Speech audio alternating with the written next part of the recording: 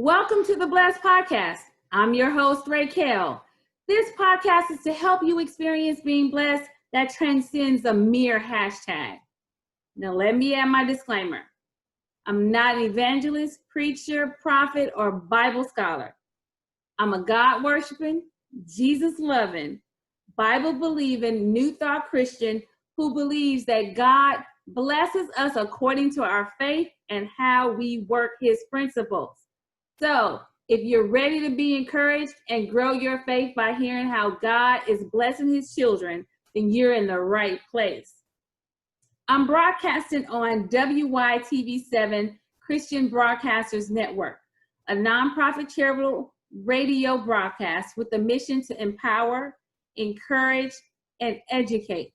Donations are always welcome to help further the mission. You can donate at www.wytv7.org. Today's sponsor is Tolson's Publishing. We publish books to make you think about what you think about. Get your copy of Undefiled or Why Church Folk Are Poor today at Amazon.com or at www.raqueltolson.com. Today's guest is another millennial, Roderick Talley. Yeah. He's an entrepreneur, a published author who is using his gifts in creative writing and spoken word. He has books, poetry books, and he's also publishing, right? And he started a new venture reviewing other people's books. Yeah. So help me welcome Roderick, or is it that R.D. Talley Books? All right. Thank you. Thank you for having me.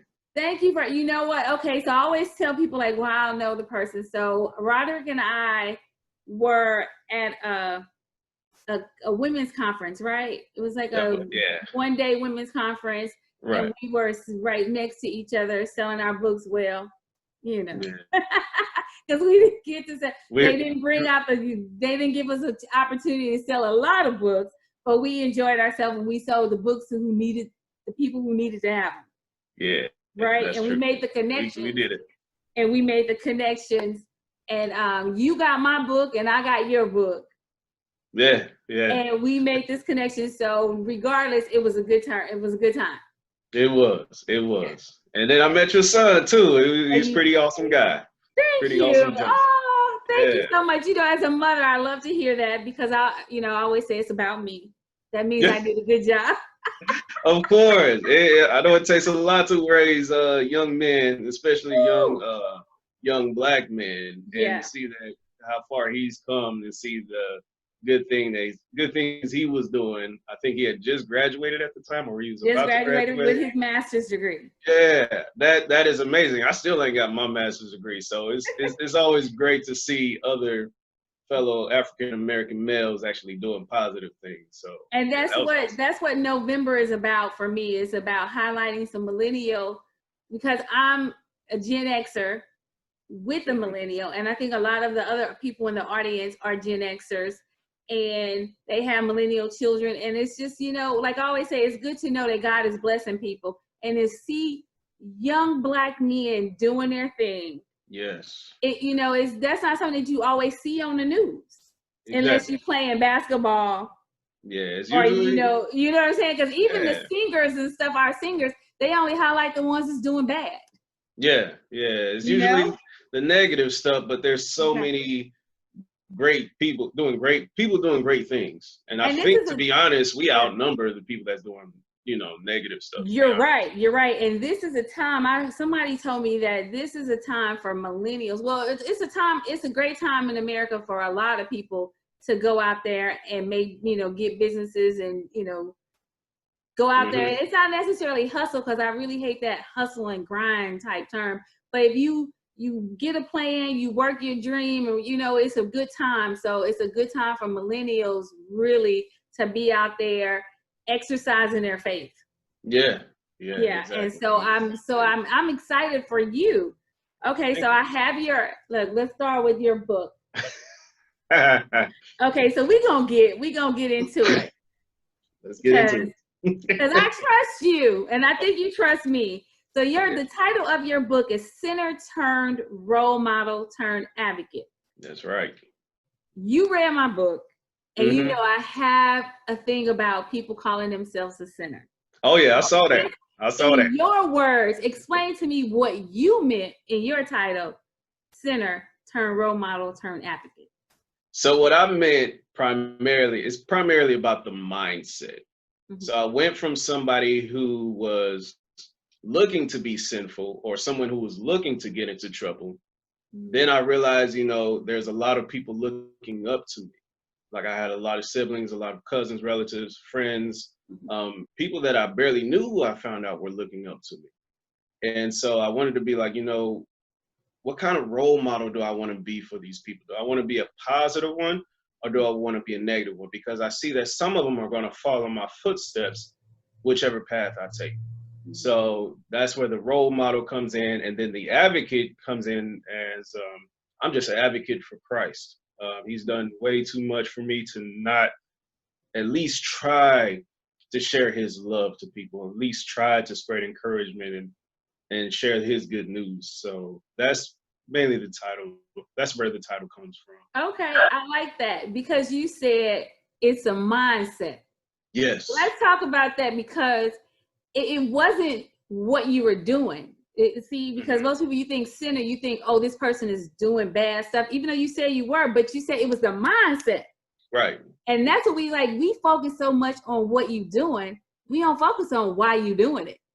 Right. But mindset you have, somebody that's out there stealing. Okay, so we want to just focus on the theft and then what they stealing and what's happening. But let's focus on their mindset that there's lack and that the only way they can get is to steal. That's what we need to talk about. Yeah, exactly. Their mindsets, instead of focusing on, oh, we got to get them because they're stealing. Right. Now, don't get me wrong. I do believe that, there's consequences for behavior. So it may be that you do have to go to jail for a while, or you have to go through some diversion program or whatever. But it's the mindset of lack that causes thieves. That's correct. And so I'm so glad to hear you say, when you say sinner turn, you're not thinking that because you know how people say, we were all born in sin, we are sinners, saved by God, we just sinners. And I'm like, ooh, stop. We just children of God. Point blank, period. Yeah. So I love the fact that when you talk about sinning, you said it's the mindset. And so I'm sure, because you said you get this question, so I'm sure you're out there explaining to people. Because don't want, because to bring people to Christ, we can't be condemning them. No, it's only by love. It's only by love. That's the only way we can. When we express love and we share the love that God has shared on us, when we realize how much God loves us, the only way we can really convert people is if we show it by loving on people.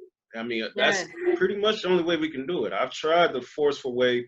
I've seen people try to I've been in their shoes where people try to force it on me, and I was looking at them like they're crazy. But when people loved on me and were praying for me and they were supporting me, they may not have agreed with all of my methods, and they were like, things like that. But they were like, you know what? God bless you. God, I love you anyway. I mean, God's working on you. And it was those kind of things that were encouraging me that planted seeds. And it was like, you know what? I really am worth something. I'm worth more than what I might be labeled as, especially when other people were labeling me as something else, So tell me this. It's like an echo. Oh, I'm sorry. I heard an echo a little bit. But as a millennial, what do you think is keeping them out the church? Ooh, I believe it could be a few things. It could be because something that I've experienced when I've returned to church, or I've been out of church for a while and I've returned to church, is that, or things that I've seen in church myself, is how judgmental the church can be. That could be one. So a lot of people might look at millennials like, oh, your hairstyle or the way you dress is different from the way I used to dress. And or the way you talk or the way you carry yourself is a little different. So people would judge them. And that's exactly how we're not supposed to be. We're not supposed to be judgmental. Another thing I noticed is that millennials tend to do things, the non-traditional route. Things are a lot different from 20 years ago. 20 years ago, we didn't have a lot of things that we do have today. Like, for instance, when I was a kid, my video games was Sega Genesis, Super Nintendo, things like that. But now these game systems have internet connection where you can actually communicate with people from around the world. Mm-hmm. And so a lot of people might say, oh, that's not the traditional way of doing things. Well, to some people, that's the only way that they can find common ground with people. You can find common ground on the video games if you find people that like the same game you have, or the same games you have, or they play the similar style that you have. And usually you can connect and be like, hey, I like the way you play. Do you do this often? Blah, blah, blah. And that's usually like an introduction to meeting new people, even though it's not face-to-face, but online. But that's shunned out. That's, frowned upon by a lot of people that might not choose to be connected with the youth or choose to be connected with millennials. So I think that, different settings, different changes, I think just... I hope that answers your question. Yeah, so it's funny because my nephew was on, and because I guess you guys are like that top of the millennial, or some people call it zennials, and so you were the last babies or the first babies basically that was introduced to that whole internet type world as children. It's interesting to me how kids can stay in their rooms like forever and not really come out and do stuff. But then, like, even when I go to, say, a restaurant, I see parents with their young kids and all of them have iPads in front of them. They're not talking at the table, at the dinner table. They're sitting there, but they're not talking because they give the kids the iPad and the kids are on the iPad. At young ages, just like parents have gotten to the point where it's okay just for them to have screen time and not, people time or conversation time. It's really interesting to me that's kind of where we're going. But I think as far as the church being judgmental, because I struggle with that. Even if there's not. So me too. If it's not somebody actually telling you that you are a problem or it's just hearing them say stuff. Like, so I'm a product of the other woman. My mother was my daddy's other woman. Okay. And so when I was in church, I used to always hear, well, that's a sin. Adultery is a sin. And God hates the sin and all that stuff. And so as the product of that sin, I'm thinking that, I really felt like I was sin. Right. So I have this love-hate relationship because I love the church. Everything about God and church I was all for it. It just felt good to me. But then I had that cloud kind of over my head because they focused a lot on sin. Yeah, and I think that's the thing where, I'm sorry to cut you off, but no. That's the thing that I've seen happen a lot in churches where they're taught something like they're right. God doesn't love the sin, but he does love the person. And what the church might not do is might not explain the whole bad story of it. There's a whole story to sin, it's not just, you tend to focus on just the negative parts of it, but they don't explain the whole thing of it, the positive side of things. And the positive side is that we grow. Exactly. Just like you did. Exactly. You said sinner turn role model, turn advocate, because it's out of some of the stuff that we may not do that may not be right. But it usually, there's a way to grow because it says all things work together for the good of those who love the Lord. That does not exclude the sin that we do. It says all things, and I think that's what people got to realize. It's like, so if I did this, because now what happens is just like, well, let's just say the disciples, all of them had issues They Oh, were yeah. better. They were better able to minister to people because they had issues. A Exactly. lot of the people, because of the fact if you were somebody that, you dealt with something and you got delivered or you got past it, you got a different mindset and you changed your thoughts about something, but you're able to connect with the people who are still in that, who haven't changed their mindset yet. They're willing to listen to you more so than somebody who hasn't experienced what they've experienced. Exactly. And so that's why when we look at, we have to be really careful how we present God to people. And like you said, it's really about love. If we just will focus on love, not even trying to change people, just offering them love, acceptance, and being a role model. Because sometimes your best sermon is how you live, not what you're talking about. Exactly. Oh, yeah.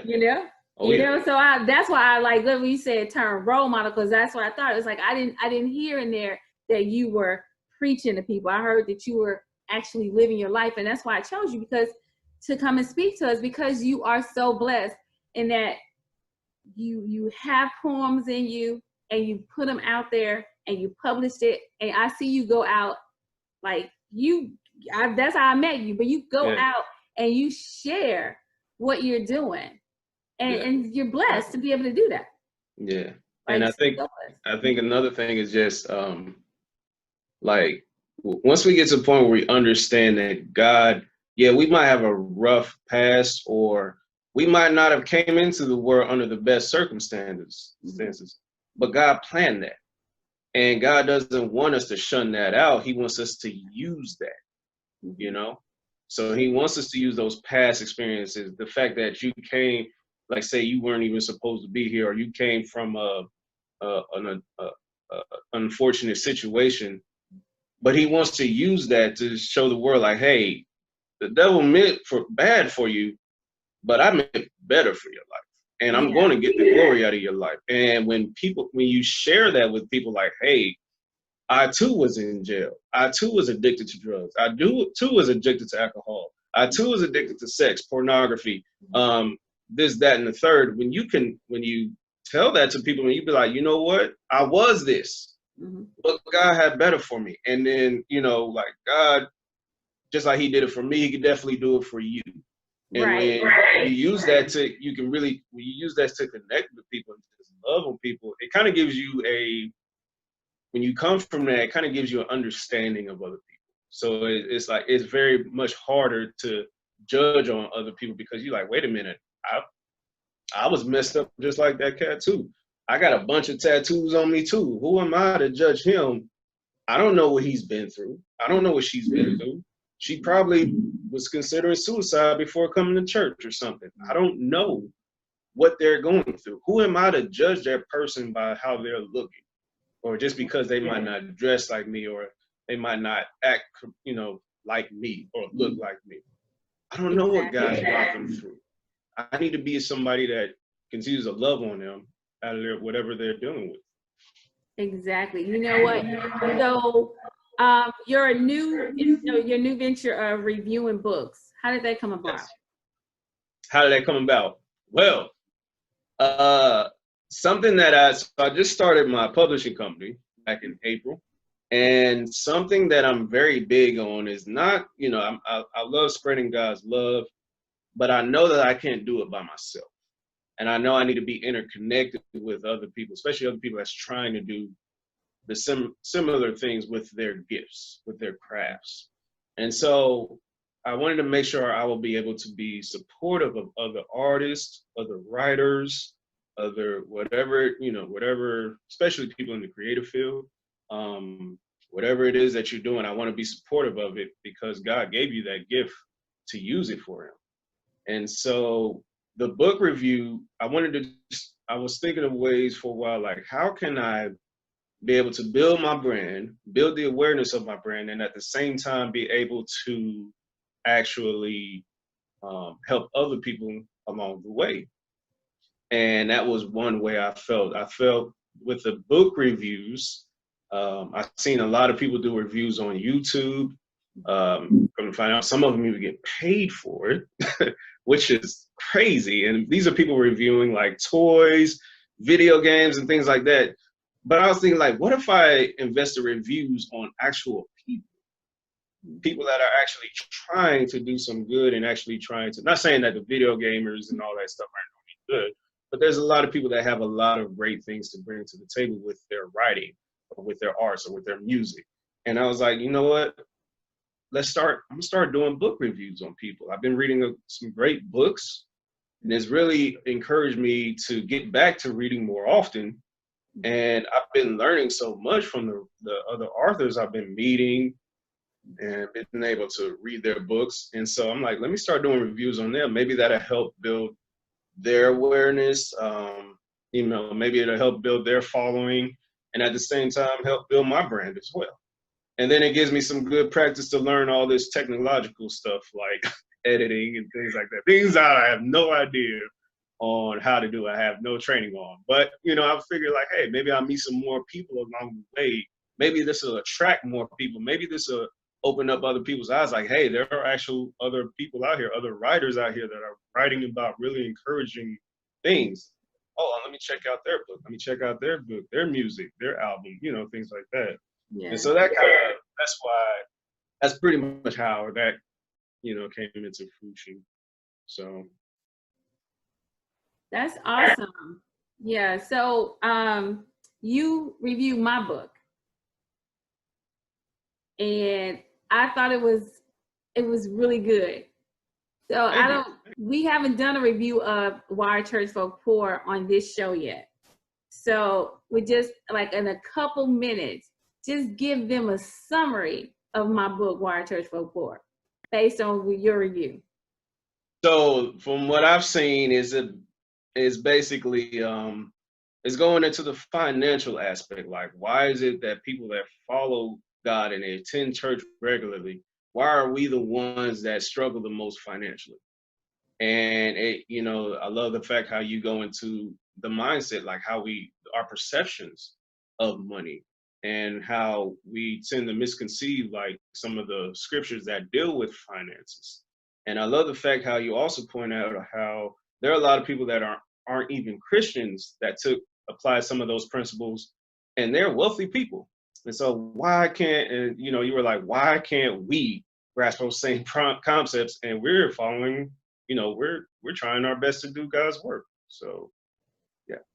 Yeah, you got it in a nutshell. It's like, I love it when, people get what I was trying to say, because, a lot of people didn't like the title, Why Are Church Folk Poor? But it's something that a lot of people have asked themselves growing up in church, and you didn't have no money. The only person that had the good car was the pastor. Right, right. So I'm not the only person that ever posed that question. But I think I didn't, my intent was not to shame the church or church people, because that's me, church people. I'm church people. But it was just to kind of get us to really start exercising our faith, like really walking out the faith that we talk about in church, So thank you so much for actually doing that for me, because that made me feel special. That made me feel special that you would pick my book to start or kick off your review. And I'm gonna do more of your books. I haven't gotten your other books yet, but I do plan on doing. But that's something I saw when I saw your book, and I mentioned it in that review. I was like, man, some of that stuff is things I saw in the church as I was growing up, because I grew up in the church, and there's a lot of things a lot of these negative things I actually saw firsthand, and that was one of them. And so I would see a lot of people like, worshiping and things like that, or their heart might not be in it, but they're either acting, come Monday or Tuesday, they're acting a whole different way, or they're thinking a whole different way, or they're spending a whole different way, and it's like, yeah, so that grasps me, because I'm like, we need more people actually, teaching about that stuff and exposing that kind of truth, not to knock the church or anything, but this is how we get better, is bringing out what our issues are and loving each other and praying for each other. So, yeah. I agree. I wholeheartedly agree. So real quick, I wanted to be, because we probably got about 5 minutes, but you have a poem in here called Blessed, and since my show is called Blessed, of course I was like, it's like a really good one. Do you have it with you? I do have it with me, yes. So can you read it for us? Because I guess in your words, I think it would sound better. Okay, give me just a second. I'm just going to pull it up, and give me just a minute or two to cue this thing up. I guess I should have told you that before, but you should have known It's that I all was good. going to put that one because it's in your. It's all good. And then I was like, hey, Blessed, that's the one. It's a good one. This is actually a poem that I wrote back in high school. So I used to write a lot in high school, but the things I wrote about in high school are a lot different from the type of poems you will see in that book. And so that when I was going through some of the old poems I went through, I used to write, that was about the only one I figured you know what, that's something I would actually publish. You know, I'm not saying I won't bring out the old poems, but you know, I'll be like, hey, you got to realize it's from a real level of immaturity right here. But no, read it for us because it's awesome. Yes. All right. So in here, I just had it. Where did you go, buddy? Where did you go? Where did you go? Where did you go? I just had you. All right. So real quick, here it is. I think back on all the things that I've been through, the problems I've run into, the things I used to do. I figured that my life is such a mess and that there's so many issues that I need to correct. But then I think back on all the things that's been right, the caring people in my life, the problems I've made right. I think back and I realize that there's always been a helping hand, and I realize how blessed I am. Yes. Because that is basically what this show is all about. It's about people just, you know, realizing that they blessed. Because you can look at, if you can look at some circumstances and you can pick out all the bad and you're like, oh, woe is me. Or you can look at the same circumstances and pick out the good and you'd be like, oh, I'm so blessed. And that's that really is the key. It's like you making a decision to be blessed. That's why I love that poem, because that's based, and then you knew that as a teenager. That's awesome. So we are almost out of time. Let the people know how they can find this book of poetry. Primarily, you can find this book on my website, www.rdtalleybooks.com. It's also available on Amazon. However, my agreement with my publishing company is about to end. About to transfer those rights to my actual company. So that website is actually the best way to get it. Okay. And for the publishing, like how do you help people with the publishing? So we haven't started actually publishing yet. We'll start that in the springtime. So far, I've just been giving people advice on what they want to do, things that they could do with their book, especially if they're still writing, things that get it ready to be published, things that they might want to look out for when it comes to publishing, even if they don't decide to go with me. So. Okay, so and if they wanted to get in touch with you, how would they do that? They could contact me by email at Roderick Talley @gmail.com, or they can hit me on Instagram at Roderick the Writer, or on Facebook at Center turned Role Model turned Advocate. Those are the three main ways I connect with people. Well, thank you so much for being on my podcast.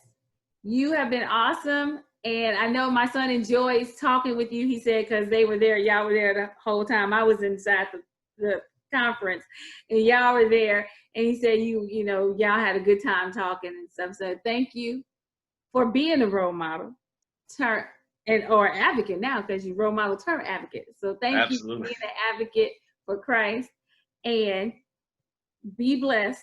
And for all those out there listening, remember what God has done for others, He can do the same thing for you. Be blessed until next week. Thank you. Thank you.